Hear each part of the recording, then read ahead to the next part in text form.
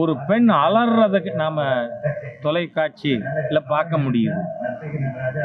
அத ஒரு வெள்ளை கார்ல கடத்திட்டு போறத நீங்க தான் ஊடக நண்பர்கள் காட்டியிருக்கீங்க. தமிழகத்தில் இருக்கின்ற ஒரு கேடுகட்ட ஸ்டாலின் அரசு.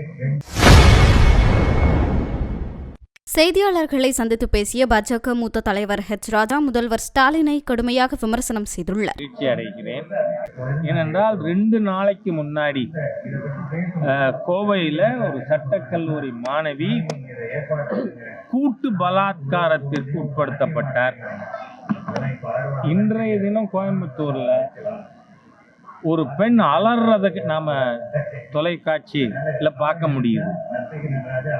அத ஒரு வெள்ளை கார்ல கடத்திட்டு போறத நீங்க தான் ஊடக நண்பர்கள் காட்டியிருக்கீங்க. தமிழகத்தில் இருக்கின்ற ஒரு கேடுகட்ட ஸ்டாலின் அரசு. பெண்களுக்கு பாதுகாப்பு இல்லாது 7 வயசு பொண்ணா இருந்தாலும் சரி 70 வயசு முதியவரா இருந்தாலும் பாதுகாப்பு இல்லாத கொடுக்க முடியாத காவல்துறைக்கு மந்திரியா இருக்கிற ஒரு துப்புகட்ட ஆட்சி பண்றவர் நீங்க சொன்ன வார்த்தையை சொன்னார்னா எனக்கு ஆச்சரியமா இருக்கு.